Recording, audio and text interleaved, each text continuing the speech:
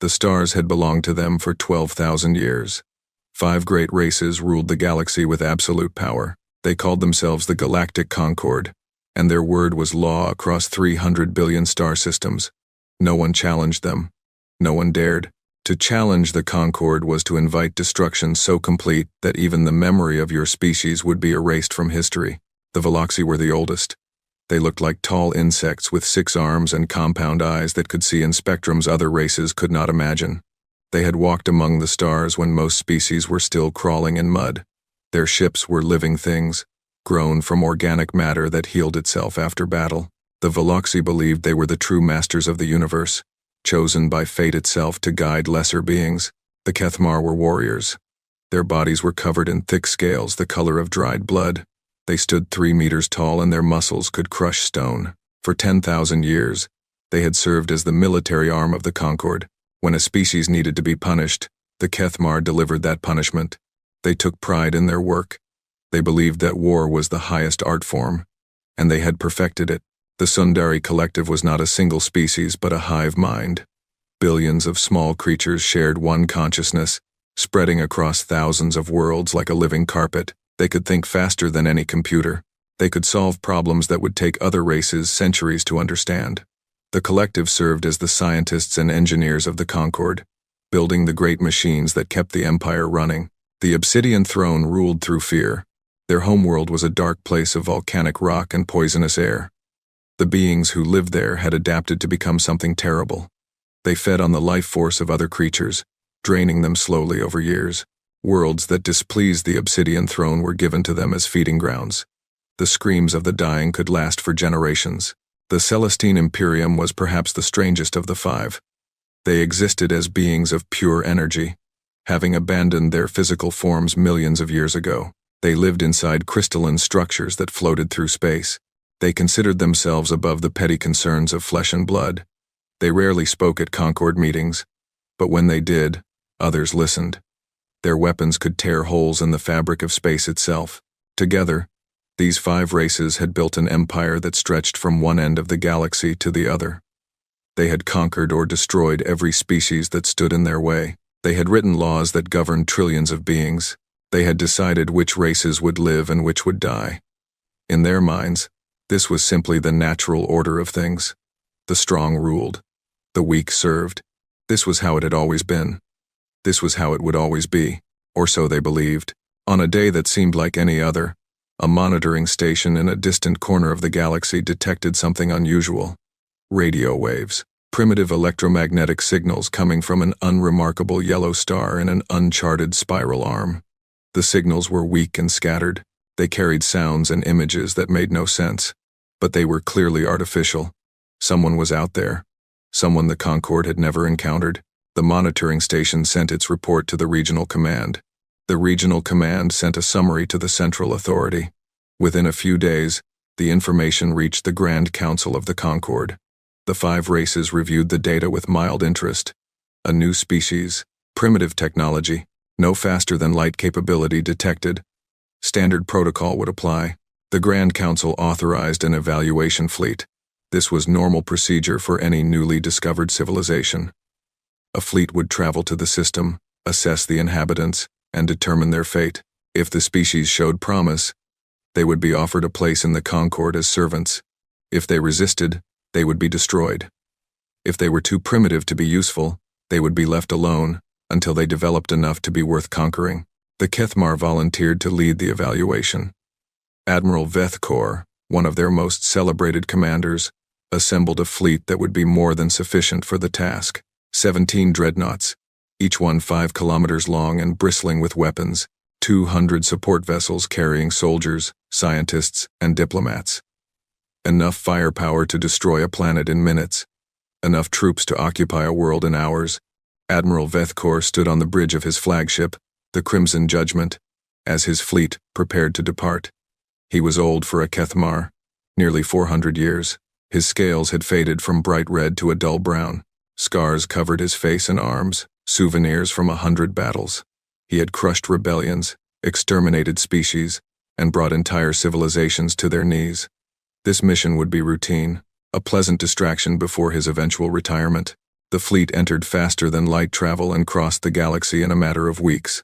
As they approached the target system, Vethkor ordered his scientists to gather more detailed information about the inhabitants. What they found was almost amusing. The species called themselves humans. They lived on the third planet from their star, a small world of blue water and green land. They had existed for only a few 100,000 years, a mere heartbeat in cosmic terms. Their civilization was barely 10,000 years old. Their technology was laughably primitive. They had only recently developed nuclear power. Their fastest ships could barely reach the nearest planets in their own system. They had not even established colonies on their own moon. More interesting was their social structure. Unlike most species the Concord encountered, humans were not unified. They had divided their world into hundreds of competing nations. They fought wars against each other constantly. They disagreed about everything from economics to religion to the proper way to prepare food. They were chaotic, disorganized, and seemingly incapable of cooperation. Vethkor reviewed this information with growing contempt. These creatures were barely worthy of attention. They would surrender immediately once they understood the power arrayed against them. If they were foolish enough to resist, they would be swept aside like dust. Either way, this mission would be over within a day. The fleet emerged from faster-than-light travel at the edge of the system the humans called Sol. Vethkor ordered his ships to hold position while they conducted final scans. The human homeworld appeared on his tactical display, a small blue marble hanging in the darkness. Billions of life signs, thousands of cities, primitive satellites orbiting in low trajectories, no military assets worth mentioning. Open a channel, Vethkor commanded. All frequencies. I want every device on that planet to receive our message. His communications officer obeyed. Within seconds, every radio, television, and computer on Earth was displaying the same image. Admiral Vethkor, standing tall in his ceremonial armor, the might of the Concord fleet visible through the windows behind him. Inhabitants of this world, Vethkor began, speaking in a tone he had used countless times before. I am Admiral Vethkor of the Kethmar, servant of the Galactic Concord. Your system has been claimed in the name of the 5 ruling races. You have 2 choices. Surrender unconditionally and accept your place as subjects of the Concord, or resist and face total annihilation. You have 12 of your hours to respond. Choose wisely. The transmission ended. Vethkor settled back into his command chair and waited. He had delivered this ultimatum to dozens of species over the centuries.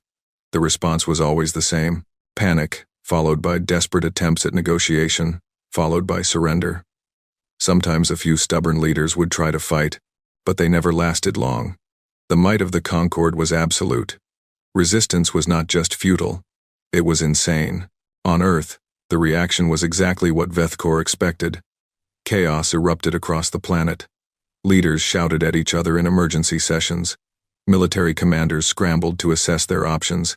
Religious figures proclaimed the end of days.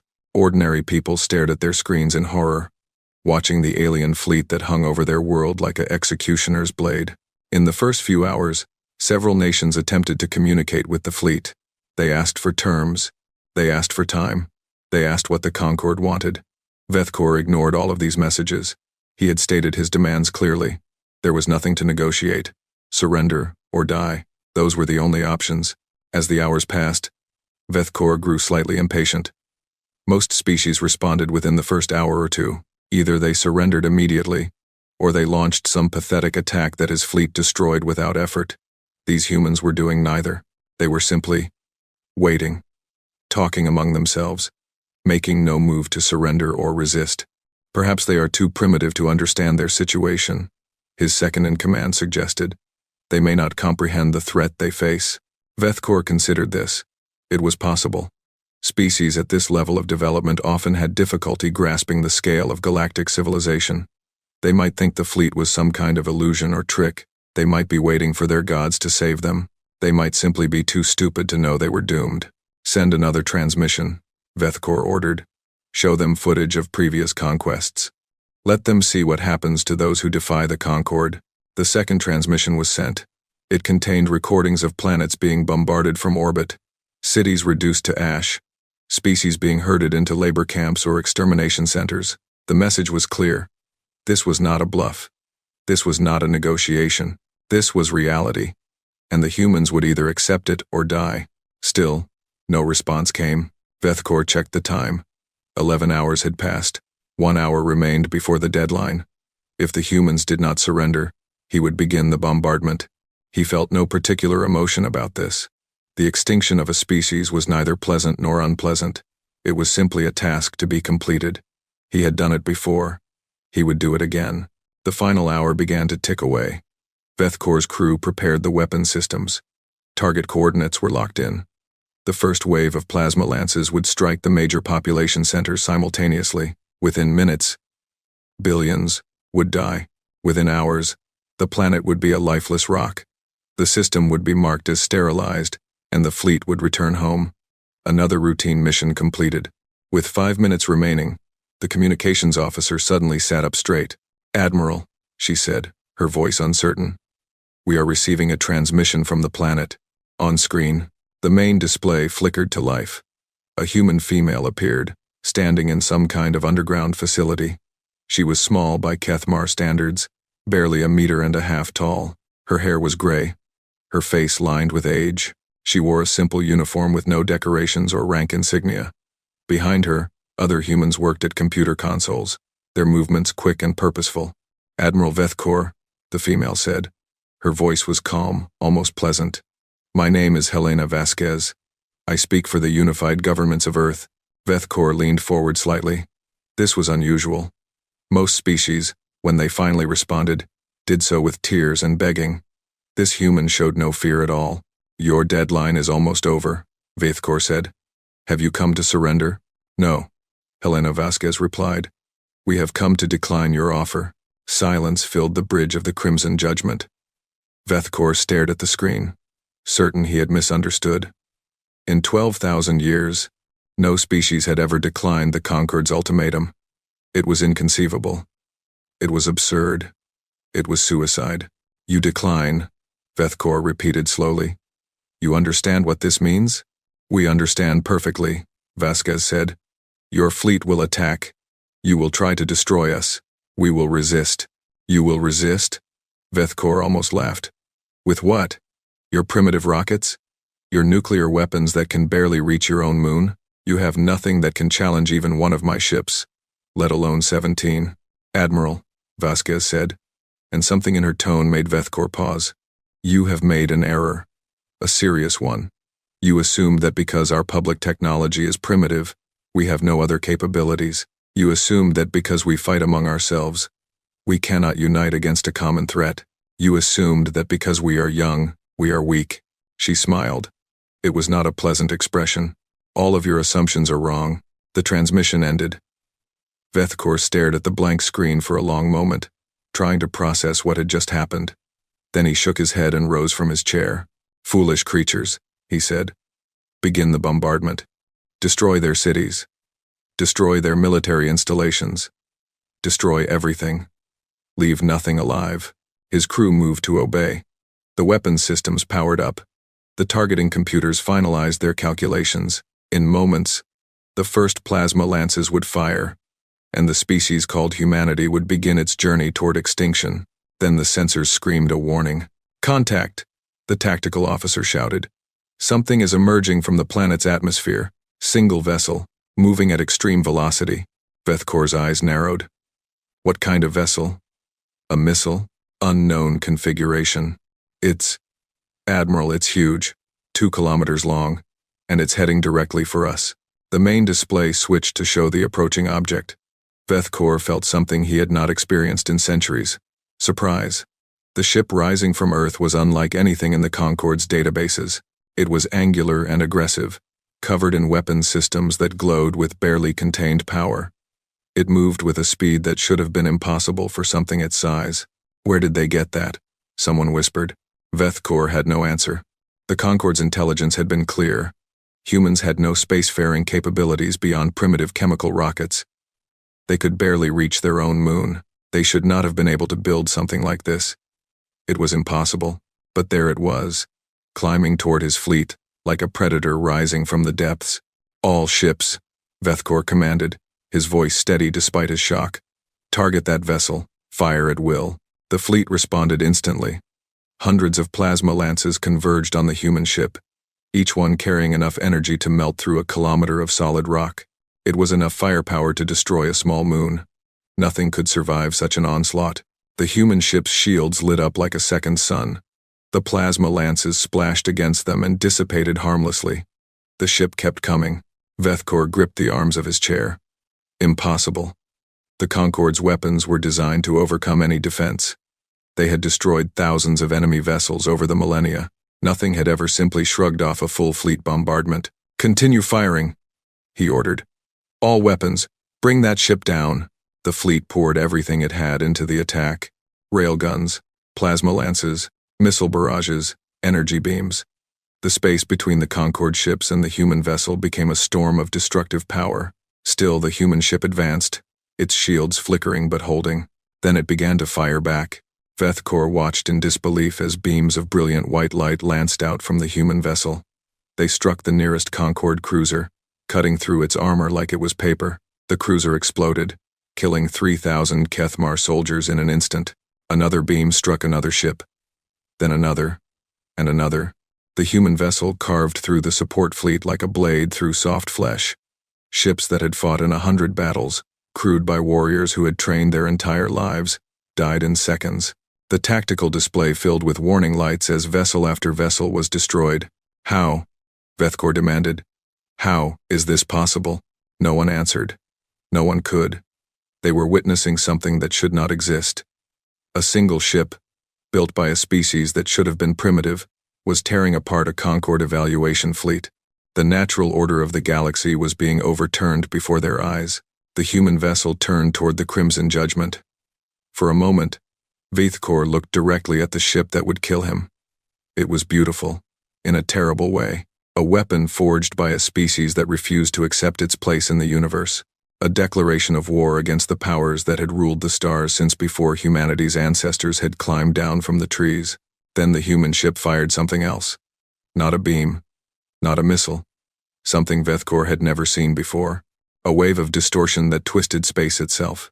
The Crimson Judgment, flagship of the Kethmar battle fleet, simply ceased to exist. Admiral Vethkor, who had lived for 400 years and conquered 100 worlds, was erased from reality in less than a heartbeat. He never even had time to feel fear. The remaining Concorde ships tried to flee. Some made it to faster than light speed and escaped. Most did not. The human vessel hunted them down one by one, destroying them with weapons that seemed to violate the laws of physics. When it was over, 11 of 17 dreadnoughts were gone. More than 100 support vessels had been destroyed. Tens of thousands of Concorde soldiers were dead, and in the center of the devastation floated a single human ship, battered and scarred but very much intact. On Earth, Helena Vasquez watched the battle's conclusion on her tactical display.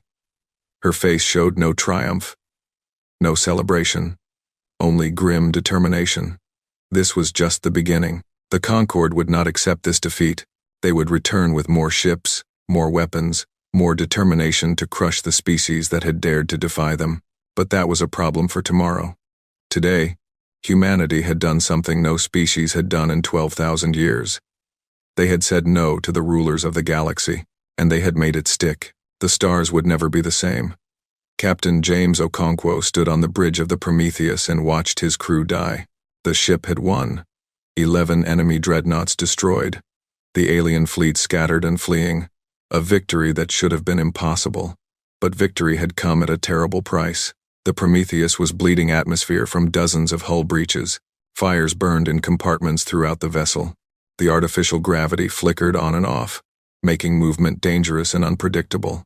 And everywhere, in corridors and engine rooms and weapon stations, his people lay dead or dying. Okonkwo himself was not in good shape. A piece of shrapnel had torn across his face during the battle, blinding his left eye and leaving a wound that still bled despite the emergency bandage pressed against it. His ribs were broken. His left arm hung useless at his side, but he was alive. He was still standing, and he still had a ship to save. "Damage report," he ordered, his voice steady despite the pain. His executive officer, Commander Sarah Chen, pulled herself up from where she had fallen during the last enemy barrage. Blood covered the side of her head, but her eyes were clear and focused. She consulted a flickering display screen. Shields are gone, she said. Completely burned out. Main power is at 12% and falling. We have hull breaches on decks 3 through 7, 11 through 15, and 22 through 28. Life support is failing in the forward sections. Weapon systems are offline. Navigation is offline. Communications are operating at reduced capacity. She paused, and her voice grew quieter. Current casualty estimate is 67% of crew. Most of our wounded need immediate medical attention. Our medical bay was destroyed in the third exchange. We have 1 functioning surgery unit, and 6 medics still alive. Okonkwo closed his good eye and absorbed this information. The Prometheus had launched with a crew of 3,000. More than 2,000 of them were now dead. Many more would die in the coming hours without proper medical care. His beautiful ship, humanity's greatest achievement, was a burning wreck barely holding itself together. But they had won. Send a signal to Earth, Okonkwo said. Tell them the threat has been neutralized. For now. The communications officer, a young man whose name Okonkwo could not remember through the fog of pain and exhaustion, worked his damaged console. After a moment, he nodded. Message sent, Captain. Director Vasquez is requesting a direct link. Put her through. Helena Vasquez's face appeared on the main screen. She looked older than she had before the battle, as if the past few hours had aged her by years. Behind her, the command center was filled with activity as staff members monitored the aftermath. Captain Okonkwo, she said, the whole world saw what you did, what your crew did. There are no words sufficient to express our gratitude. Don't thank us yet, Okonkwo replied. This was just the first round. Those ships that escaped will report back to their masters. When they learn what happened here, they will send more, many more. We know. How badly is the Prometheus damaged? Okonkwo laughed, though it hurt his broken ribs. She will never fly again. Not without months in a repair dock. We accomplished our mission, Director, but it cost us everything. The Prometheus is finished. On the screen, Vasquez nodded slowly. Her expression was unreadable. Then it is fortunate that the Prometheus was never meant to fight alone. Come home, Captain. There is much work to do. The transmission ended. Okonkwo stared at the blank screen for a moment, wondering what Vasquez had meant. Then he pushed the question aside. Survival first. Questions later. All hands, he announced over the ship-wide communication system. This is the captain. We are going home. But first, we need to keep this ship in one piece long enough to get there. I need everyone who can still move to report to damage control. If you can walk, you can work. If you can breathe, you can help. We did not survive this battle to die on the way back. Move. The survivors of the Prometheus crew moved. They sealed hull breaches with emergency patches. They fought fires with whatever equipment still functioned. They carried the wounded to the few safe areas that remained. They worked through exhaustion and pain and grief, because stopping meant dying, and they had not come this far to give up now. It took 6 hours to stabilize the ship enough for the journey home. 6 hours of constant labor. 6 hours of discovering new problems and finding ways to solve them with damaged equipment and depleted resources. When the Prometheus finally began its slow descent toward Earth, Okonkwo allowed himself to sit down for the first time since the battle began. Commander Chen sat beside him. She had refused treatment for her own injuries until all other wounded had been cared for. Now she looked almost as bad as Okonkwo felt. Permission to speak freely, sir? She asked. Granted. How did we win? I have been a military officer for 20 years. I studied tactics at the best academies on Earth. Nothing I learned prepared me for what happened today. That alien fleet should have destroyed us in seconds. We should all be dead. Okonkwo considered the question. He had been asking himself the same thing since the battle ended. I have been thinking about that, he said slowly. I think they underestimated us. Not just our weapons, but us. They saw our technology and assumed they knew everything they needed to know. They did not consider that we might have hidden capabilities. They did not imagine that we would fight the way we did. What do you mean? Did you see how they reacted when we took damage? When our shields failed and their weapons started hitting our hull? They expected us to retreat, to surrender. Every time they heard us, they paused, waiting for us to give up. Okonkwo shook his head. They have never fought a species like us. They do not understand that humans fight harder when we are wounded. We do not surrender. We do not retreat. We find another way to win, or we die trying. Chen was quiet for a moment. Then she said, "A lot of good people died today proving that point." "Yes," Okonkwo agreed. "And their sacrifice may have saved our entire species. I will mourn them. I will honor them. But I will not regret what we did. We had no choice." The Prometheus limped home through the darkness of space. Behind it, the wreckage of the alien fleet tumbled silently through the void, a testament to what humanity could accomplish when its back was against the wall. On Earth, the world had changed. The alien transmission had been seen by every person on the planet. The battle that followed had been tracked by every telescope and sensor array that could be pointed at the sky. For the first time in history, humanity knew with absolute certainty that they were not alone in the universe. And they knew that the universe was not friendly. Governments that had been enemies for generations now worked together. Resources that had been hoarded were now shared. Secrets that had been kept for decades were now revealed. The Global Defense Initiative, which had operated in shadow for 70 years, stepped into the light. Director Vasquez addressed the world from the GDI headquarters in Geneva.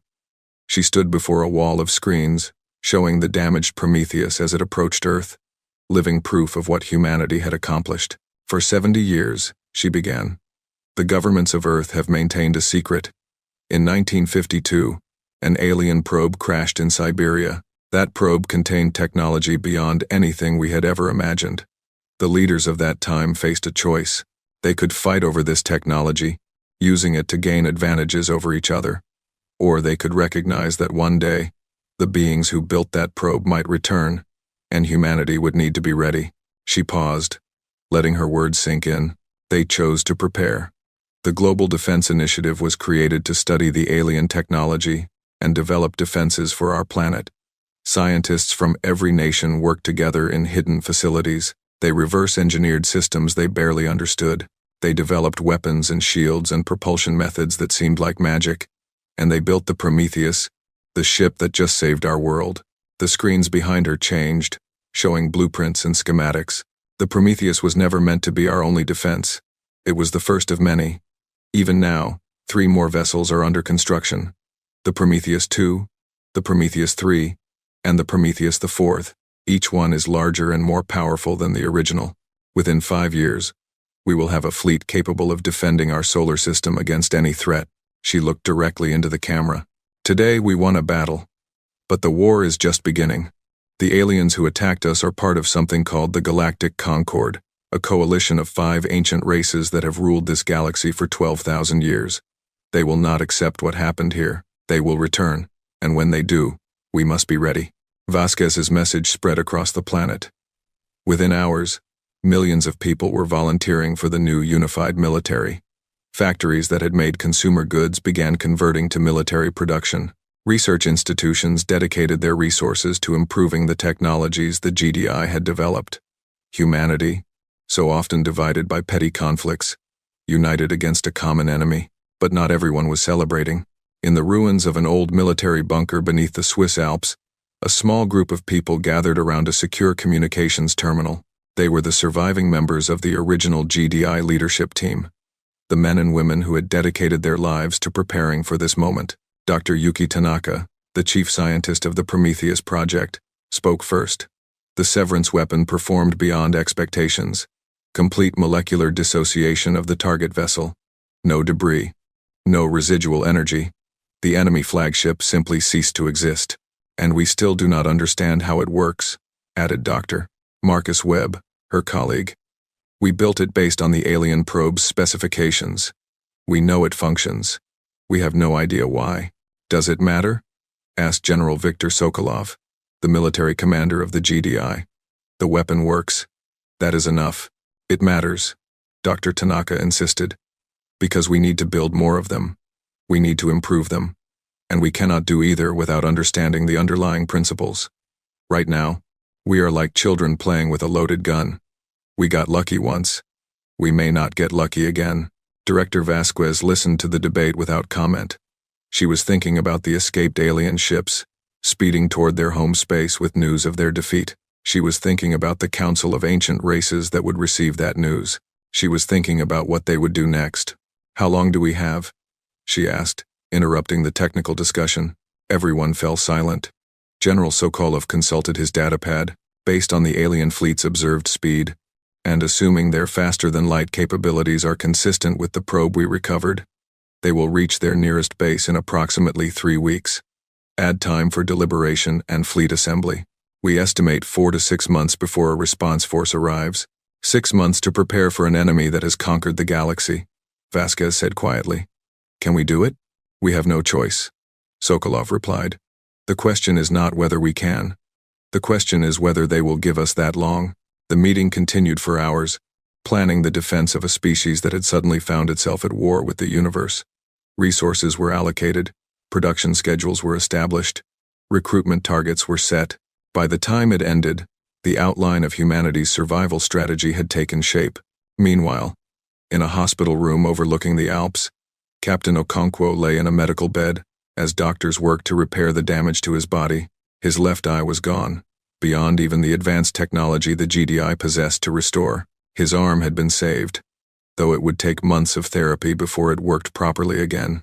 His ribs had been reinforced with synthetic materials that were stronger than bone. He would never be the same as he was before the battle.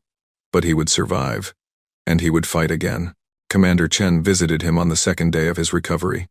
She looked better than she had on the ship, though a bandage still covered the wound on her head. The final casualty count is in, she said without preamble. 2,047 dead, another 600 wounded, of which approximately 200 will require long-term care. The Prometheus has been declared a total loss. She will be dismantled for parts and study. Okonkwo nodded slowly. He had expected as much. And the crew who survived? What happens to them? They are heroes, Chen said. Every single one. The director wants to give them medals, promotions, whatever honors exist. But most of them just want to get back to work. They know what is coming. Good. Okonkwo pushed himself up in the bed, ignoring the protests of his damaged body. What about you, Commander? What do you want? Chen smiled. It was a tired smile, but genuine. I want to be on the bridge of the Prometheus 2 when the aliens come back. I want to look them in the eyes and show them that killing our friends only made us angrier. That can be arranged, came a voice from the doorway. Director Vasquez stepped into the room, her face showing the strain of the past few days. Captain Okonkwo, Commander Chen. I hope I am not interrupting. Director, Okonkwo said. What brings you here? Vasquez moved to stand by the window, looking out at the mountains beyond. The world has changed, she said. You changed it. What happened in orbit has given humanity something it has never had before. A common purpose. For the first time in history, we are truly united. Unity born from fear, Chen observed. Perhaps, but unity nonetheless. Vasquez turned to face them. I came to ask you both a question. The Prometheus 2 will be ready for trials in 3 months. She is bigger than the original, more powerful, better armed. She will need a captain who understands what we are facing. A captain who has looked the enemy in the eye and refused to blink. She looked at Okonkwo. Will you command her? Okonkwo did not hesitate. Yes, and Commander Chen will be your executive officer, if she accepts. Chen nodded. I accept. Good. Vasquez's expression softened slightly. Get some rest, both of you. Recover your strength. The enemy is coming, and we need you ready. She left as quietly as she had arrived. Okonkwo lay back against his pillow, his mind already racing with plans and possibilities.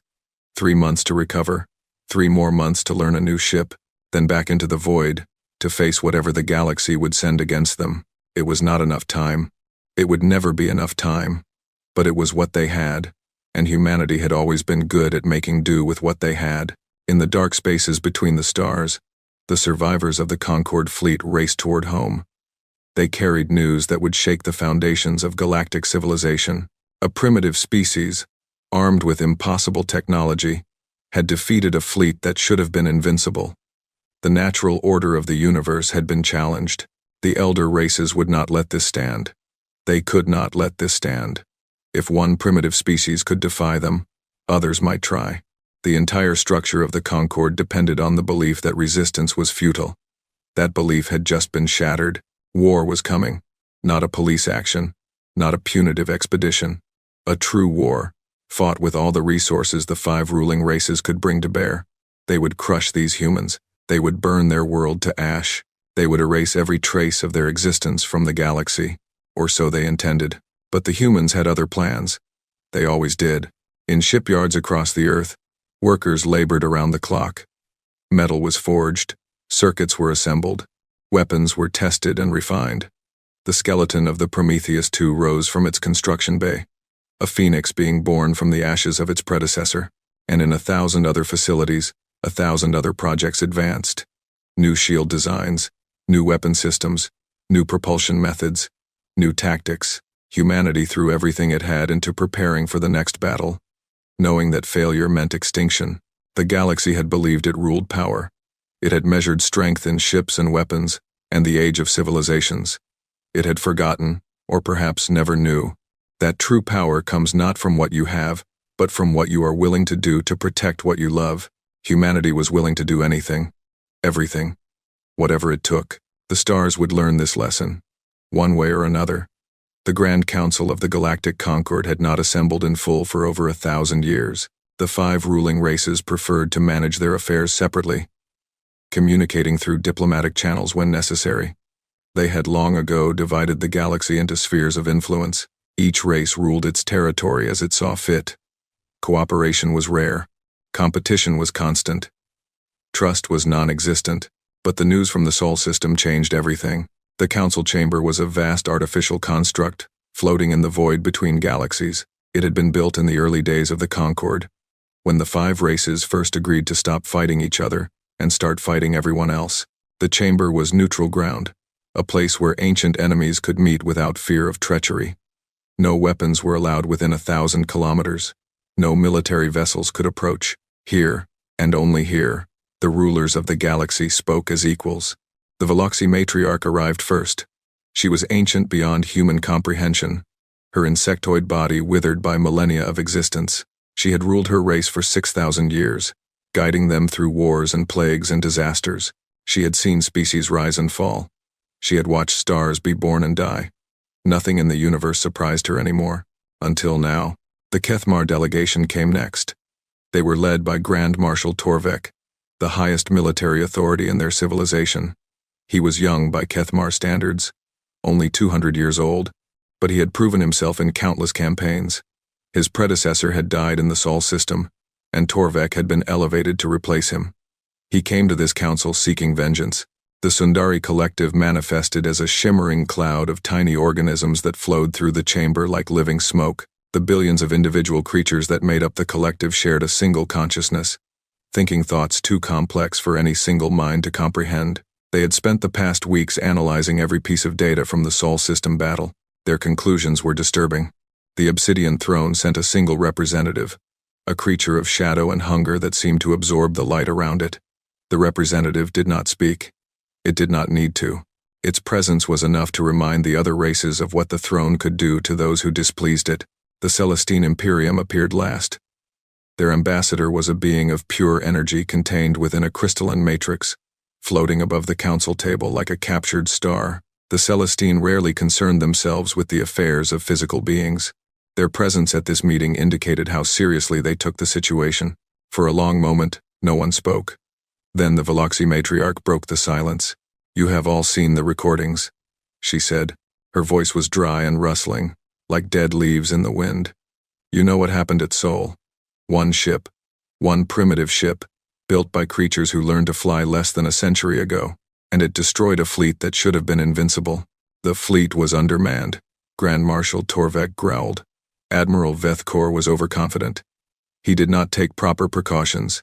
This failure does not reflect the true strength of the Kethmar military. The fleet included 17 dreadnoughts. The Sundari collective responded, speaking with a voice that seemed to come from everywhere and nowhere at once. 11 were destroyed. 6 escaped. Analysis of the battle data indicates that the human vessel employed at least 3 weapon systems unknown to our databases. Their shields operated on principles we do not understand. Their primary weapon appears to cause complete molecular dissociation of target matter.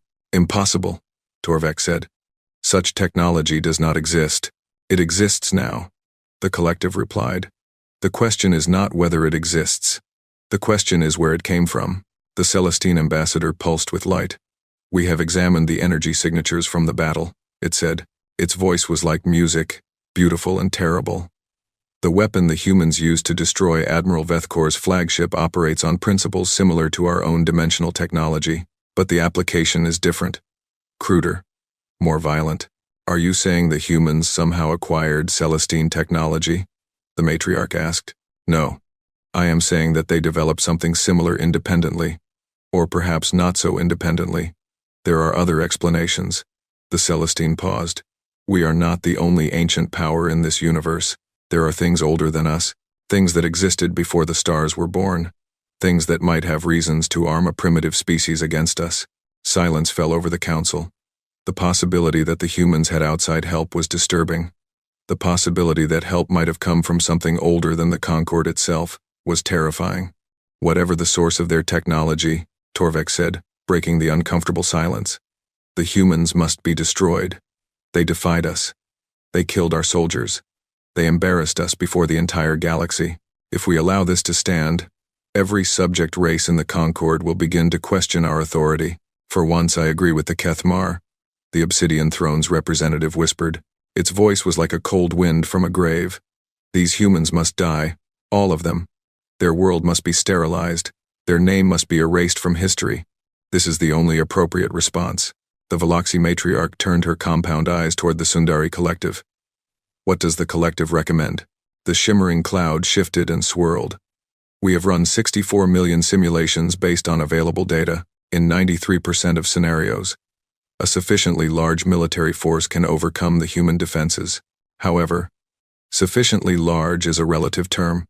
Based on our analysis, we would recommend a minimum of 200 dreadnoughts, supported by appropriate auxiliary vessels.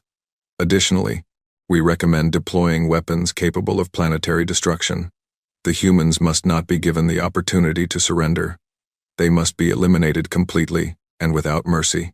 200 dreadnoughts, Torvek repeated. "That is more than half of the Kethmar active battle fleet. It is the minimum necessary to ensure victory," the collective replied. "The humans have shown capabilities that exceed our projections. It would be unwise to underestimate them again." The Celestine ambassador pulsed again. "The Imperium will contribute 50 vessels to the assault. We have concerns about the technology the humans have developed.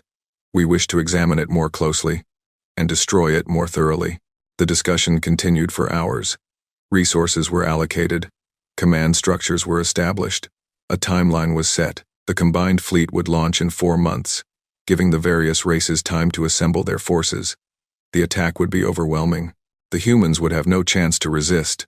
When the council finally adjourned, the Veloxi matriarch remained behind. She floated alone in the vast chamber, thinking thoughts that had troubled her for millennia. She was not a sentimental creature. She had ordered the extinction of dozens of species over her long life. She felt no guilt about it. The universe was harsh.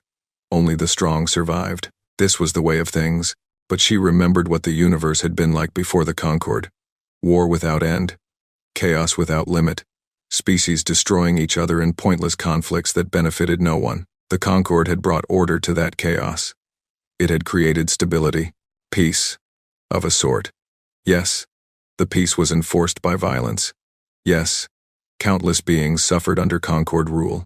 But the alternative was worse, and now these humans threatened to upset everything. Not because they were powerful.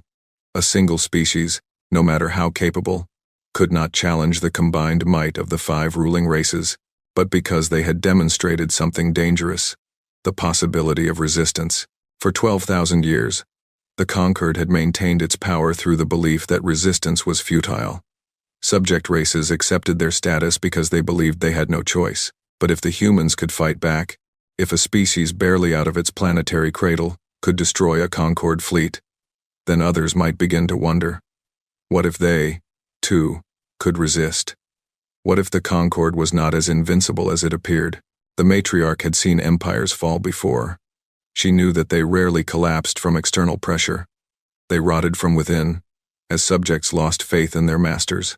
The humans were not just a military threat, they were an ideological one, and that made them far more dangerous than any weapon. They had to die.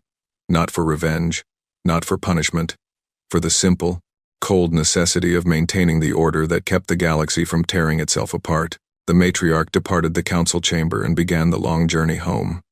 Behind her, the wheels of galactic war began to turn. On Earth, humanity was unaware of the council's deliberations, but they were not idle. The 4 months the Conquered had allocated for fleet assembly were used wisely. The Prometheus II was completed ahead of schedule. She was a magnificent vessel, 3 kilometers long and bristling with improved versions of the weapons that had won the first battle. Her shields were stronger, her hull was thicker, her crew was larger and better trained. Captain Okonkwo walked her corridors with quiet pride, still adjusting to the loss of his eye but more determined than ever to protect his world. The Prometheus III and IV were close behind.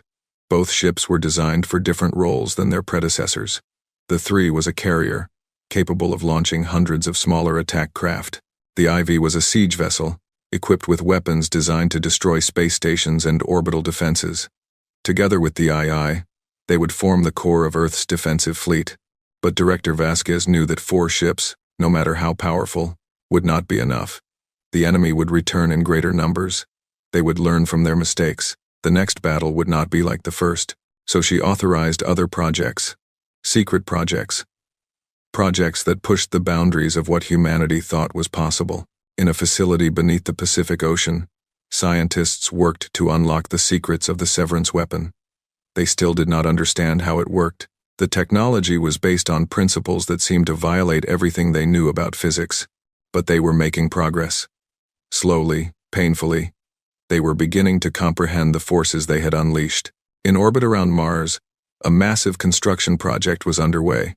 It looked like a space station, but it was something else entirely. A defensive platform, armed with weapons that could strike targets millions of kilometers away. The first of many such platforms, designed to create a web of fire that any enemy fleet would have to penetrate to reach Earth. On the Moon, factories produced weapons and ammunition at a rate that would have seemed impossible a year ago. The raw materials came from asteroids, dragged into lunar orbit by automated mining ships. Humanity had expanded its industrial base beyond anything the enemy could have predicted, and in hidden bunkers across the Earth, special teams trained for a mission that might never happen. If the orbital defenses failed, if the fleet was destroyed, if the enemy reached Earth itself, these teams would be the last line of defense. They learned to fight in cities and jungles and mountains. They studied the aliens' physiology, searching for weaknesses. They prepared for a war that would make the conflicts of human history seem like playground scuffles. Captain Okonkwo spent his recovery time studying the enemy.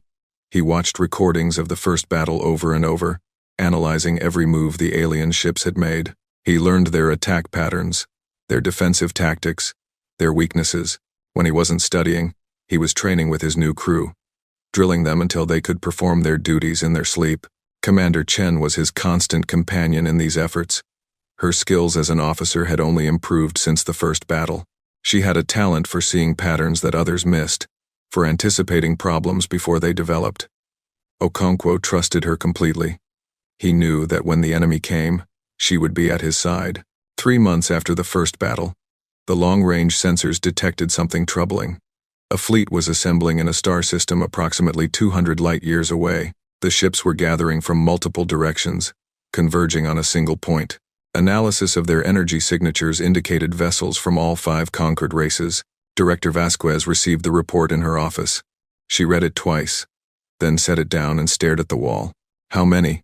she asked. The intelligence officer who had delivered the report swallowed nervously.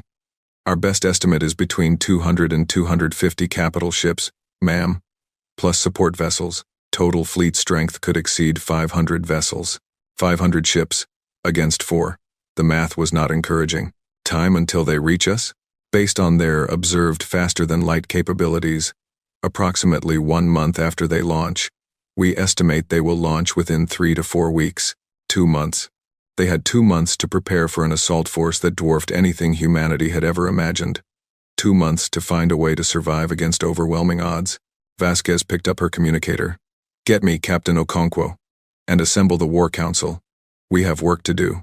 The War Council met in the deepest bunker beneath Geneva. Military commanders from every nation on Earth gathered around a holographic display that showed the enemy fleet assembling, each dot representing a ship that could destroy cities. Okonkwo presented his analysis of the situation. It was not optimistic. "We cannot win a straight fight," he said bluntly. "Our ships are better than theirs individually, but not by enough to overcome these numbers. If we meet them in open space, they will surround us and destroy us through sheer weight of fire." "Then what do you recommend?" General Sokolov asked. "We do not fight in open space. We fight here, in our own system, using every advantage we can create." Okonkwo manipulated the display, showing the positions of the defensive platforms and weapon stations that had been deployed over the past months. "We force them to come to us. We make them fight through layers of defenses. We bleed them at every step. Will it be enough?" Director Vasquez asked. Okonkwo hesitated. Then he said, "I do not know, but it is the best chance we have." The council debated for hours. Plans were drawn up and discarded. Resources were allocated and reallocated. By the time the meeting ended, they had something that resembled a strategy. It was desperate. It was risky. It required everything to go exactly right. But it was the only chance they had. Over the following weeks, Earth prepared for war. Civilians were evacuated from major cities, moved to underground shelters that might survive orbital bombardment. Essential industries were relocated to hidden facilities. Food and water were stockpiled. Medical supplies were distributed. Everything was done with quiet efficiency, a species preparing for its final stand. Captain Okonkwo spent his last days on Earth visiting the families of the crew who had died on the original Prometheus. He sat in living rooms and apologized for not bringing their loved ones home. He listened to stories about the dead. He promised that their sacrifices would not be forgotten. It was exhausting. It was painful, but it was necessary. These people deserved to know that their sons and daughters and husbands and wives had died for something that mattered. On the last day before launch, he stood on a beach in Kenya, looking up at the stars that had once seemed so peaceful and distant. Somewhere out there, a fleet was coming to destroy everything he loved, everything humanity had ever built, everything they had ever dreamed. Commander Chen found him there as the sun set over the Indian Ocean. "Having second thoughts?" she asked. "No," Okonkwo replied. "Just remembering. This beach, this sky, this world. We have done terrible things to each other over the centuries. Wars, genocides, cruelties that defy comprehension. But we also built beautiful things. Art and music and literature. Cities and bridges and gardens. We reached for the stars when we could barely feed ourselves. We kept dreaming even when the dream seemed impossible." He turned to face her. "That is what we are fighting for. Not just survival, but the right to keep dreaming, the right to decide our own future, the right to be more than servants to creatures who see us as insects." Chen nodded slowly. "Then let us go show them what insects can do." They left the beach together and headed for the shuttle that would take them to the Prometheus 2. Behind them, the sun sank below the horizon, painting the sky in shades of orange and red. It was the last sunset either of them would see for a very long time. In the darkness between the stars, the Concorde fleet began to move. The Concorde fleet emerged from faster-than-light travel at the edge of the Sol system. 237 capital ships, accompanied by 400 support vessels. More firepower than any force the galaxy had ever assembled against a single world. The combined military might of 5 ancient civilizations, united for the first time in millennia, aimed at one small blue planet orbiting an unremarkable yellow star. Supreme Commander Vethran, daughter of the late Admiral Vethkor, stood on the bridge of her flagship and surveyed the display before her. She had inherited her father's command after his death in the first battle. She had inherited his hatred for the species that had killed him. And she had inherited his determination to see them burn. But unlike her father, Vethran was not overconfident. She had studied the recordings of the first battle. She had analyzed every mistake the original fleet had made. She understood that the humans were dangerous. That was why she had insisted on such overwhelming force.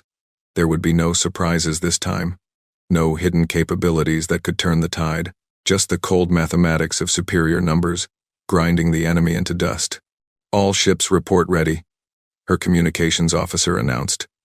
"Awaiting your orders, Supreme Commander." Vethran allowed herself a moment of satisfaction. This was the largest fleet she had ever commanded. The largest fleet any Kethmar had ever commanded. When she destroyed the humans, her name would be remembered for millennia. Songs would be sung about her victory. Statues would be raised in her honor. "Begin the advance," she ordered. Standard formation. Maintain spacing. Do not underestimate the enemy. The fleet moved inward. Thousands of engines flared to life as the ships began their journey toward Earth. At the speed they were traveling, they would reach the inner system in approximately 6 hours. 6 hours until the killing began. On Earth, the alarm started screaming. Captain Okonkwo was on the bridge of the Prometheus II when the alert came through. He had been expecting it for days, watching the long-range sensors for any sign of the approaching enemy. Now that the moment had arrived, he felt strangely calm. The waiting was over. The battle was here. Everything he had trained for, everything he had prepared for, would be put to the test. All hands to battle stations, he announced over the ship-wide communication system. This is not a drill. Enemy fleet detected at the system's edge. We launch in 30 minutes. The crew responded with practiced efficiency. Stations were manned. Systems were checked. Weapons were armed. The Prometheus II hummed with barely contained power, a predator awakening for the hunt. Commander Chen took her position at the tactical station. Her face showed no emotion, but Okonkwo could see the tension in her shoulders. She was afraid. They were all afraid. Only fools felt no fear when facing certain death. Status of the defense network? Okonkwo asked. All platforms report ready, Chen replied. Outer perimeter stations are locked and loaded. The Prometheus 3 and 4s are in position. All fighter squadrons are standing by. Okonkwo nodded. The defense plan was simple in concept, though complex in execution. The enemy would have to fight through 3 layers of defenses before reaching Earth. The outer perimeter consisted of automated weapons platforms, designed to thin the enemy ranks and force them to spread their formation. The middle layer was the mobile defense force, the 4 Prometheus-class ships and their supporting fighters. The inner layer was the orbital defense grid, the last barrier between the enemy and humanity's homeworld. Each layer would take its toll. Each layer would cost the enemy ships and lives. The question was whether the toll would be high enough to matter. Launch the fleet, Okonkwo commanded. The Prometheus II rose from Earth's atmosphere, followed by her sister ships, 4 vessels against more than 600. The odds were absurd, but the humans had never been good at accepting odds. The outer perimeter engagement began 3 hours later.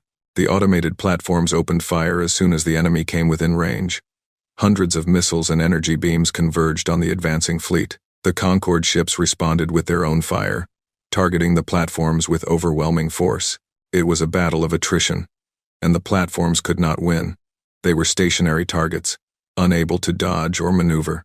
One by one, they were destroyed, their weapons falling silent as enemy fire tore them apart. But they did not die quietly. Each platform took enemy ships with it. The missiles found gaps in shields and armor. The energy beams cut through hulls. By the time the last platform fell, the Concorde fleet had lost 18 capital ships and nearly 50 support vessels. Supreme Commander Vethran watched the casualties mount with cold anger. The platforms were primitive by Concorde standards, simple automated systems without the sophistication of true warships, yet they had cost her nearly 8% of her capital ship strength. Regroup the fleet, she ordered. Tighten formation, increase shield overlap. The fleet obeyed, pulling into a denser formation that would make it harder for individual ships to be isolated and destroyed. It was a defensive adjustment, a sign that Vethran was taking the threat seriously. She wondered what else the humans had prepared. She would learn soon enough. The Mobile Defense Force met the Concorde fleet at the orbit of Mars. 4 human ships against more than 500 enemy vessels. It should have been a slaughter. It was a slaughter. Just not the one the Concorde expected. Captain Okonkwo had spent months studying alien tactics. He knew how they fought.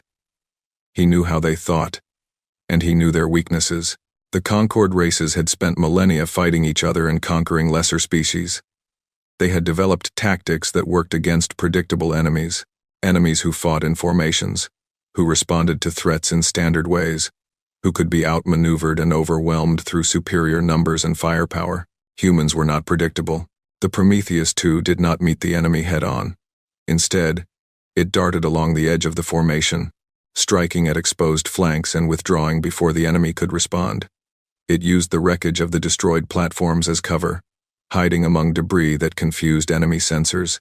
It employed electronic warfare systems that filled the Concorde communications with noise and false signals. The Prometheus III launched its fighter squadrons, hundreds of small ships that swarmed through the enemy formation like angry wasps.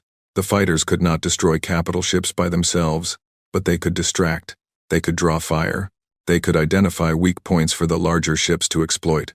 The Prometheus IV hung back, targeting enemy support vessels with its heavy weapons. Without their support ships, the capital vessels would be vulnerable. Fuel supplies would run low, ammunition would be depleted, damage could not be repaired, and the Prometheus I, the original, the ship everyone thought was destroyed, revealed itself. Vethron's eyes widened as the supposedly dead vessel appeared on her sensors. Impossible, she breathed. It was destroyed, but it had not been destroyed. It had been repaired. Secretly, desperately, using every resource humanity could spare. The GDI had hidden the truth from the world, spreading the story of the ship's death while working around the clock to bring her back to life. She was not at full strength. Many of her systems were still damaged, but she was functional, and she was carrying something special. The Prometheus I made straight for the Concorde flagship, ignoring the smaller ships that tried to intercept it. Its shields blazed under concentrated fire. Its hull buckled and tore. Crew members died at their stations, killed by explosions and decompression and shrapnel, but the ship kept coming. Vethron ordered all nearby vessels to concentrate fire on the approaching human ship. Dozens of weapons converged on the Prometheus first, hammering it with enough energy to destroy a moon. The ship's shields failed. Its armor melted. It began to break apart. Still it came. In the final moments, when the Prometheus I was nothing more than a burning wreck held together by luck and determination, its captain gave the order. Fire the severance weapon. The wave of distortion that erupted from the dying ship was larger than anything the humans had produced before. It expanded outward in all directions, sweeping through space like a terrible wind. Everything it touched ceased to exist. 37 Concorde capital ships vanished in an instant. More than 100 support vessels disappeared. The flagship itself was caught in the edge of the effect, losing its entire rear section before emergency maneuvers carried it out of range. The Prometheus I was gone. Its crew, nearly 3,000 men and women who had volunteered for what they knew was a suicide mission, had given their lives to deliver a blow that would echo through history. Vethron stared at the empty space where a significant portion of her fleet had been. She could not speak. She could not think. In all her years of war, she had never seen anything like this. She had never imagined anything like this. The humans had just killed 10,000 of her soldiers in a single moment. They had destroyed ships that had served the Kethmar for generations. They had wounded her flagship and killed her second-in-command. And they were still fighting. All ships, she finally managed to say. Full advance. Destroy everything. No mercy. No prisoners. The battle became a chaos of violence and death. The remaining Prometheus ships fought like demons, striking wherever the enemy formation showed weakness. The fighter squadrons sacrificed themselves to protect the larger vessels, flying into enemy fire to draw attention away from their mother ships. Captain Okonkwo drove the Prometheus II through the heart of the enemy fleet, his crew fighting with desperate fury. The ship took hit after hit, losing systems and personnel with each passing minute, but every hit they took, they returned tenfold. Their weapons carved through enemy ships like knives through paper. Commander Chen coordinated the defense with mechanical precision, her voice calm and steady even as the ship burned around her. She directed fire. She managed damage control. She kept the ship fighting when it should have died a dozen times over. The hours blurred together. Morning became afternoon, became evening, became night. The battle raged across millions of kilometers, leaving a trail of debris and bodies in its wake. By the time the Concorde fleet reached Earth's orbital defense grid, they had lost nearly half their capital ships, more than 100 vessels destroyed, tens of thousands of soldiers killed. The greatest military force the galaxy had ever assembled had been bled white by 4 ships and their supporting craft, but they had not been stopped. Vethron looked at Earth hanging before her, blue and green and so very fragile. Her fleet was wounded, but it was still powerful enough to glass the planet. She would destroy every city, boil every ocean, burn every forest. She would turn this world into a dead rock, a warning to any species that might consider defying the Concorde. Begin the bombardment, she ordered. The remaining Concorde ships opened fire on Earth, and Earth fired back. The orbital defense grid was humanity's last surprise. Hundreds of weapons platforms hidden in orbit, disguised as debris or satellites, suddenly came to life. They formed a wall of fire that intercepted the enemy bombardment, shooting down missiles and dissipating energy beams before they could reach the surface. But the grid was designed to defend against a smaller force. Against the weight of fire the Concorde fleet was pouring out, it could only do so much. Some shots got through. Cities died. Millions of people, despite all the evacuations and preparations, vanished in nuclear fire. Okonkwo watched from the bridge of the Prometheus II as parts of his homeworld burned. Lagos, Mumbai, Shanghai, Sao Paulo. Great cities reduced to glowing craters in moments. He wanted to scream, he wanted to weep. But there was no time for grief. Not yet. All ships, he broadcast on the open channel. This is Captain Okonkwo. They are attacking our home, our families, everything we love. We will not let them win. Follow me. The 3 surviving Prometheus ships turned toward the enemy fleet and charged. What followed was the most intense period of combat in human history. The human ships threw themselves at the enemy with reckless abandon, ignoring damage, ignoring casualties, focused only on destroying as many enemy vessels as possible.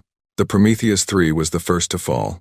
She had launched all her fighters hours ago, and most had been destroyed. Now she was alone, facing a dozen enemy ships. Her captain, a woman named Yuki Tanaka, who had been an engineer before the war, ordered all power to weapons and flew directly into the enemy formation. She destroyed 6 ships before the Prometheus III finally broke apart. The Prometheus IV went next, rammed by an enemy dreadnought that sacrificed itself to stop her. The collision destroyed both ships, but the dreadnought had carried nearly 10,000 Kethmar soldiers. The exchange was not in the enemy's favor. Only the Prometheus II remained. Okonkwo's ship was barely functional. Shields were gone. Most weapons were destroyed. Half the crew was dead. The hull was breached in a dozen places, and fires burned in compartments throughout the vessel. But she was still fighting. Commander Chen had taken over weapons control after the tactical officer was killed. She fired the remaining guns with grim determination, targeting enemy ships with the precision of a surgeon. Ammunition at 5%, she reported. Hull integrity failing. I am reading multiple cascading failures across all systems. Okonkwo looked at the tactical display. There were still 70 enemy capital ships in the fight. 70 ships against 1 dying vessel. The math was clear. This was the end. All hands, he announced. This is the captain. We have done everything we could. We have fought well. I am proud of every single one of you. He paused, searching for the right words. If this is where we die, then we die on our feet, fighting for our home. Prepare for final approach. No one objected. No one tried to escape. The crew of the Prometheus II had known from the beginning that they might not survive this battle. They had accepted that possibility. They had made peace with it. The ship turned toward the largest concentration of enemy vessels. What remained of her weapons charged for one final barrage. If they were going to die, they would take as many of the enemy with them as possible. Then the sensors screamed. Contact, Chen shouted. Multiple contacts emerging from faster-than-light travel. Bearing. Everywhere. They are everywhere. Okonkwo looked at the display and felt his heart stop. Ships were appearing all across the system. Hundreds of them. Thousands. They were not conquered vessels. They were not human. They were something else entirely. Something that should not exist. The newcomers opened fire. Not on the Prometheus II. On the Concorde fleet. Vethran watched in disbelief as her already decimated fleet came under attack from a force that had appeared from nowhere. The new ships were smaller than conquered vessels but far more maneuverable. Their weapons cut through shields and armor with ease, and there were so many of them. What is happening? She demanded. Who are they? No one answered. No one knew.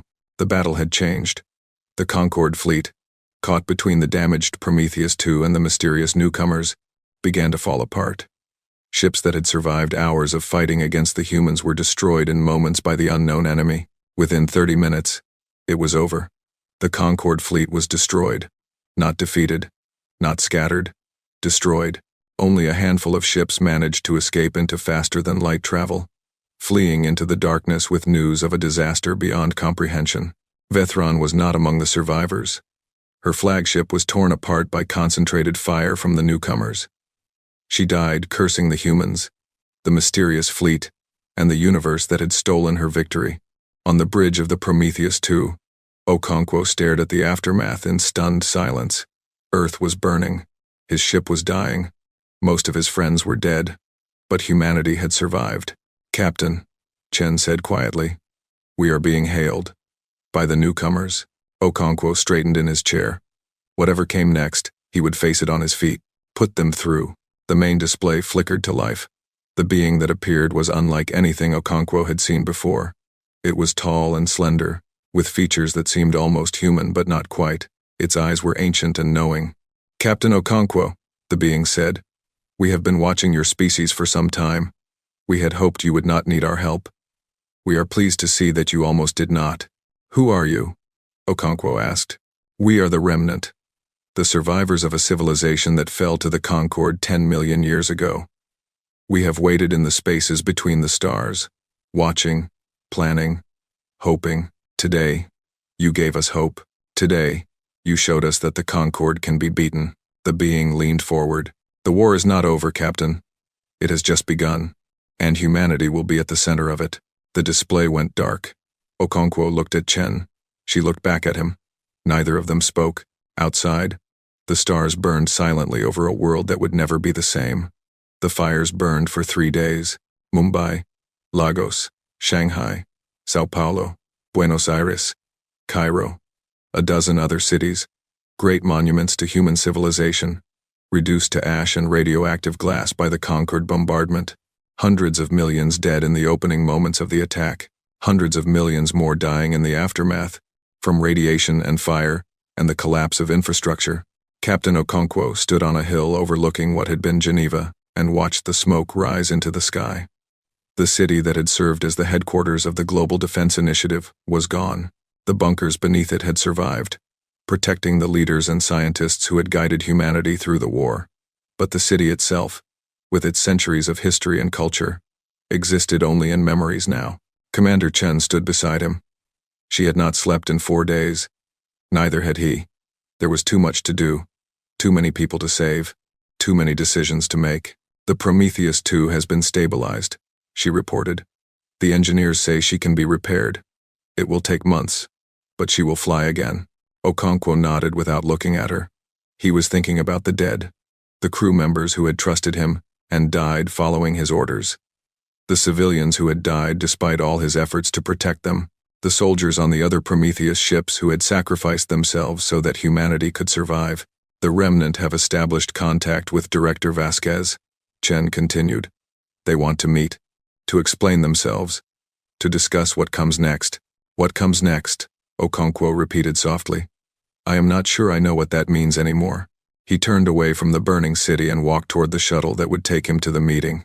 The remnant had established themselves in orbit around Earth, their ships forming a protective ring that would discourage any further attacks. There were thousands of vessels, ranging from small fighters to massive carriers that dwarfed even the Prometheus-class ships, a fleet that could have conquered the galaxy, hidden for 10 million years, waiting for this moment. The meeting took place on the largest remnant ship.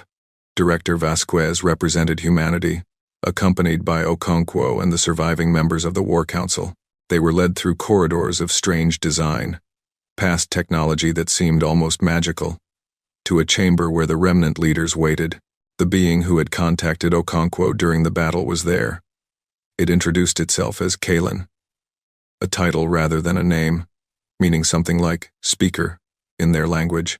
It was accompanied by others of its kind, tall and slender figures with ancient eyes that had seen civilizations rise and fall. "We owe you an explanation," Kalen began, "and an apology. We could have intervened earlier. We could have prevented much of the destruction that fell upon your world.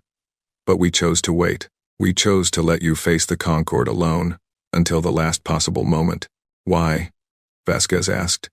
Her voice was controlled, but anger burned beneath the surface. "Millions of people had died while the remnant watched. Because we needed to know what you were," Kalen replied. "We have seen many species rise to challenge the conquered. All of them have failed. They failed because they lacked something essential. Not technology, not resources, not courage. They lacked the will to keep fighting when everything seemed lost. They lacked the ability to sacrifice everything for a chance at victory. They lacked what you call, in your language, spite. The remnant leader leaned forward. We watched your first battle. We saw a single ship, crewed by beings who had barely left their homeworld, destroy a fleet that should have been invincible.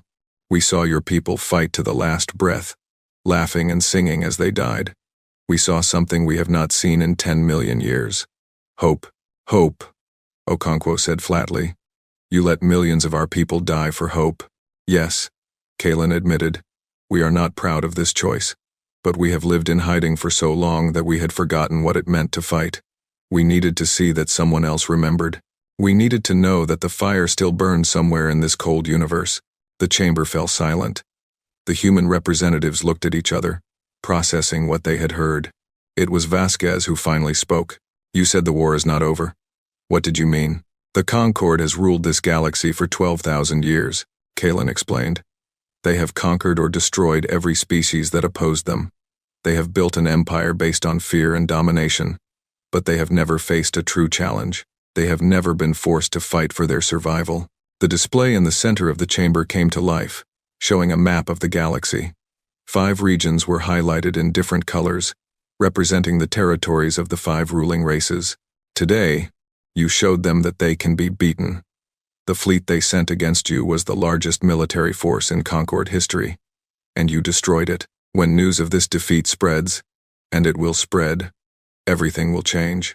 Subject races that have accepted Concord rule for millennia will begin to question. Resistance movements that have been suppressed will emerge. The empire will begin to crack, and you want us to finish breaking it, Okonkwo said. We want to offer you a choice, Kalen corrected. You can rebuild your world. You can hide behind our protection. You can try to find peace, hoping that the Concord will eventually forgive what you have done. But they will not forgive. They cannot. Your very existence is a threat to everything they have built. Or you can fight. Not alone. The remnant will stand with you. Other species will join us. Together, we can challenge the Concord. We can break their power. We can create a galaxy where species are free to determine their own destinies. Kalen spread its hands. This is not a decision to make lightly. It will take years, perhaps decades. Many more of your people will die. Victory is not guaranteed. But if you do not fight, if no one fights, the Concord will continue ruling the galaxy forever, and one day, they will come for you again. Next time, you may not survive. The meeting continued for hours, discussing details and possibilities. When it finally ended, the human representatives returned to Earth to consult with their people. This was not a decision that could be made by a few leaders in a room. It would affect every person on the planet. Everyone deserved a voice. The debate lasted 3 weeks. Some argued for isolation. They had paid too high a price already. They should focus on rebuilding, on protecting their own world, on creating defenses that would discourage future attacks. Let the rest of the galaxy fight its own battles. Others argued for war. The Concord would never leave them alone. The only way to be truly safe was to destroy the threat at its source. And beyond safety, there was justice. The aliens had attacked without provocation, had killed millions of innocent people. They deserved to be punished. In the end, the decision was made by the people themselves. Every nation held referendums. Every citizen old enough to understand the question was asked. Should humanity go to war? The answer was yes. It was not unanimous. Nothing was ever unanimous with humans. But the margin was overwhelming. 73% voted in favor of joining the Remnant Alliance. 73% chose to fight, knowing the cost, knowing the risk, knowing that victory was far from certain. Director Vasquez announced the decision in a broadcast to the Remnant fleet. Humanity has spoken, she said. We will fight. Not for revenge, though we have earned the right to it. Not for conquest, because we have no interest in ruling others.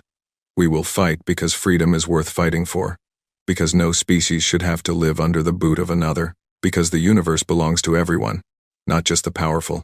She paused, and when she spoke again, her voice was stronger. Tell your Concord masters that we are coming.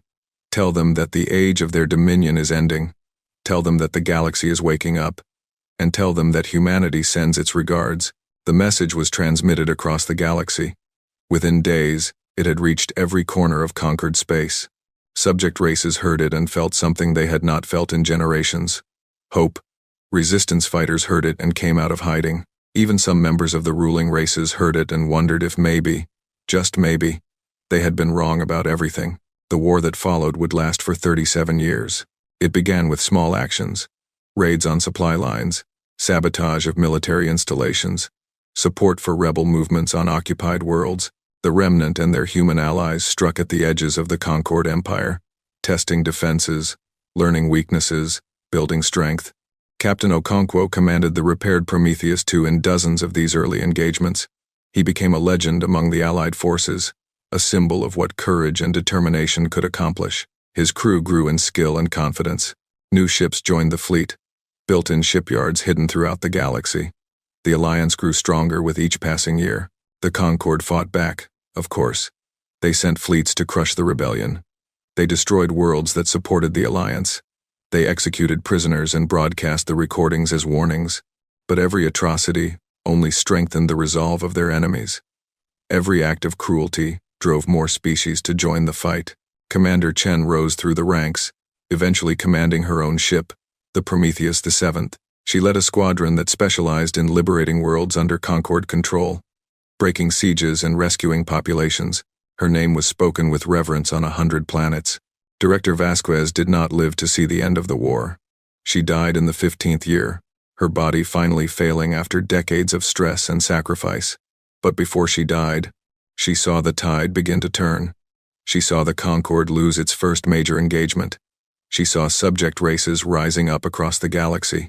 She knew that humanity would win. The end came suddenly, as these things often do. The Celestine Imperium was the first to break. Their energy beings had never been comfortable with the brutality of the war. When their leaders were offered peace in exchange for neutrality, they accepted. The Concord lost its most powerful weapons. The Sundari Collective followed. The hive mind had calculated the probabilities and concluded that the Concord could not win. Survival required adaptation. The Collective switched sides, bringing their vast technological resources to the Alliance. The Obsidian Throne was destroyed. Their homeworld was surrounded by Allied forces, and when they refused to surrender, they were annihilated. The beings of shadow and hunger finally learned what it meant to be prey. The Kethmar fought to the end. It was in their nature. They could not imagine surrender, could not comprehend defeat. They died by the millions, then by the billions, until finally there were not enough of them left to resist. The surviving Kethmar were scattered across the galaxy, a broken people whose empire existed only in memory. The Veloxi matriarch lived long enough to see everything she had built collapse. On the day the last Veloxi stronghold fell, she sent a message to the human commander who had led the final assault. "I underestimated your kind," she said. Her voice was weak, her body failing after thousands of years of life. "I thought you were insects, primitive, irrelevant. I did not understand what you truly were." "And what are we?" the commander asked. "Survivors," the matriarch replied. "Like us. Like every species that has ever crawled up from the mud and reached for the stars. The difference is that you never forgot it. You never grew soft. You never assumed that because you were powerful today, you would be powerful forever." She laughed, a dry and rattling sound. "We thought we ruled power. We thought we controlled the galaxy. But power is not something you can hold. It is something you must constantly earn. We stopped earning it. You reminded us of this truth. Too late for us. Perhaps not too late for whoever comes next." She died an hour later. The last of the great rulers of the Concord, passing into history. The galaxy that emerged from the war was very different from the one that had existed before. There was no single power, no ruling council. Instead, there was the Alliance, a loose confederation of species that had fought together and learned to trust each other. Humanity played a central role in the new order, not as rulers, but as examples. The species that had risen from nothing, that had fought against impossible odds, that had helped free the galaxy from tyranny. Other races looked to them for guidance, for inspiration, for proof that even the weakest could become strong. Captain James Okonkwo retired from active service at the age of 87. His body was old and tired, marked by the scars of 100 battles. His left eye had never been replaced, He had kept the patch as a reminder of the first battle that started everything. On his last day in uniform, he stood on the bridge of the Prometheus II one final time. The ship had been repaired and upgraded many times over the decades, but her heart was the same. She was the vessel that had defied the galaxy and won. Commander Chen was there, older now but still sharp as ever. She had retired herself the year before, passing command of her squadron to a new generation. "How does it feel?" she asked. "Strange," Okonkwo admitted. "I have been fighting for so long. I am not sure I remember how to do anything else." "You will learn. We all will." Chen looked out at the stars visible through the bridge windows. "Do you ever wonder what would have happened if we had surrendered? If we had accepted the Concorde's ultimatum that first day?" "Sometimes," Okonkwo said. "But then I remember that surrender was never really an option. Not for us. We are too stubborn, too proud, too convinced that our destiny is our own to shape." He smiled. The galaxy believed they ruled power. They measured it in ships and weapons and the fear they inspired. They forgot that true power comes from something simpler, the willingness to stand up for what you believe in, no matter the cost, the refusal to accept a fate imposed by others, the faith that tomorrow can be better than today, if you are willing to fight for it. Chen nodded slowly. "And we showed them." "Yes," Okonkwo agreed. "We showed them." They stood together in silence as the stars turned slowly above them. In the years that followed, humanity continued to grow and change. They built new ships and explored new worlds. They forged friendships with species that had once been enemies. They made mistakes and learned from them. They were not perfect. No species ever is, but they never forgot the lessons of the war. They never forgot the courage of those who had died to give them a future, and they never forgot that the universe, however vast and terrifying, could be shaped by those with the will to try. The Prometheus II was eventually decommissioned and turned into a museum. Visitors came from across the galaxy to see the ship that had changed everything. They walked her corridors and touched her walls and tried to imagine what it must have been like to face the rulers of the universe with nothing but determination and spite. A plaque hung on the bridge, inscribed with words that Okonkwo had spoken during the first battle. Words that had become the motto of humanity's expansion into the stars. Words that captured everything the species had learned about itself in its journey from primitive world to galactic power. The plaque read simply, "We are still here, and they know it now." The stars burned silently overhead, indifferent to the struggles of the beings who lived beneath them. But those beings were no longer afraid. They had faced the darkness and refused to bow. They had earned their place among the stars, and they would never let anyone take it from them again.